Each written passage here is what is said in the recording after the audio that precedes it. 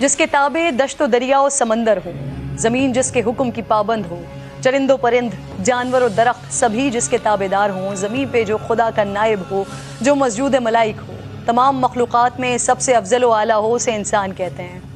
یہ کتابوں میں پڑھا، علماء کرام سے سنا، لیکن جس نے صحرا و سمندر پر حکمرانی کر کے دکھائی،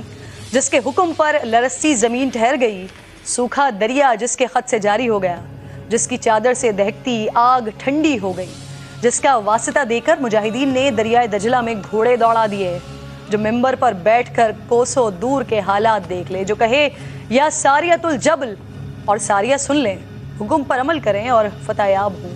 اسے کامل، مکمل، اکمل، مراد نبی، داماد علی، شہید ممبر و محراب، امیر المومنین، خلیفہ دوم، امام عادل، فاروق اعظم، سابقین الاولین، عشرہ مبشرہ کے بزم نشین، محدث قرآن، فاتح روم و ایران، حضرت عمر فاروق رضی اللہ تعالیٰ عنہ کہتے ہیں، عالم کا سب سے کامیاب فاتح، جس کی شخصیت کفر پر لرزہ برندہ۔ آج اس عظیم شخصیت کی شہادت کا دن ہے۔ ان کی زندگی ایسی کہ خود رسول خدا نے دامن دعا پھیلا کر مانگا، شہادت حق کی گواہی ایسی کہ فرشتوں نے بھی جشن منایا۔ آپ وہ صحافی جس نے سب سے پہلے اعلانیہ اسلام قبول کیا، آپ ہی کے قبول اسلام پر پہلی بار مسلمانوں نے اعلانیہ نماز ادا کی،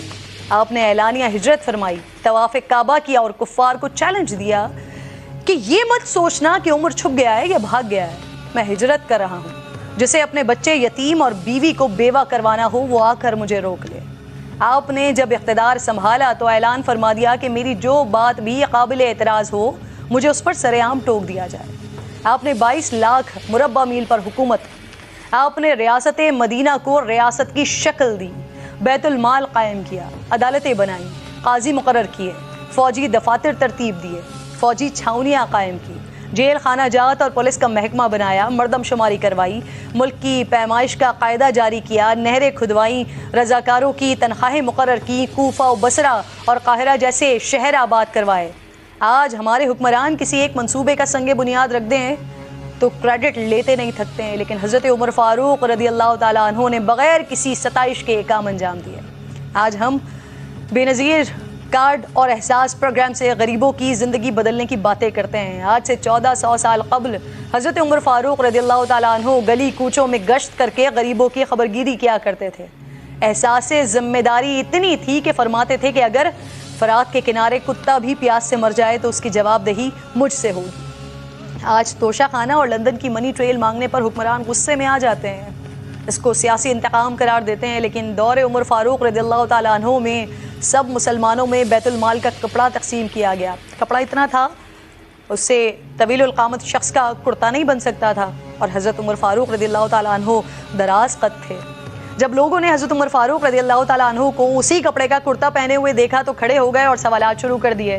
ایسے میں آپ کے صاحبزادے آگے بڑھے اور وضاحت دی کہ میں نے اپنے حصے کا کپڑا اپنے والد کو دیا ہے تو ان کا کرتا بنا ہے۔ وقت کے خلیفہ نے وضاحت پیش کی، لیکن آج اگر ہمارے حکمرانوں سے سوال ہو جائے تو کہتے ہیں پوچھنے والے کی ہمت کیسے ہوئی، پتھراؤ کروا دیتے ہیں، اداروں پر ڈنڈے چلوا دیتے ہیں۔ حضرت عمر فاروق رضی اللہ تعالیٰ عنہ سیاست، امامت، فوجی قیادت کے ہی ماہر نہیں تھے، بلکہ اللہ تعالیٰ نے آپ کے سینے کو نور سے بھر دیا تھا۔ کئی مواقع پر حضور نبی کریم صلی اللہ علیہ وآلہ وسلم آپ سے مشورہ مانگا کرتے تھے، جو مشورہ سیدنا عمر فاروق رضی اللہ تعالیٰ عنہ نے دیا، قرآن کریم کی آیت مبارکہ اسی کی تائید میں نازل ہوئی۔ ازواج مطہرات کے پردے، قیدیان بدر، مقام ابراہیم پر نماز، حرمت شراب، کسی کے گھر میں داخلے سے پہلے اجازت، تطہیر سید عائشہ فاطمہ عائشہ رضی اللہ تعالیٰ عنہا جیسے اہم معاملات میں سیدنا عمر کی رائے،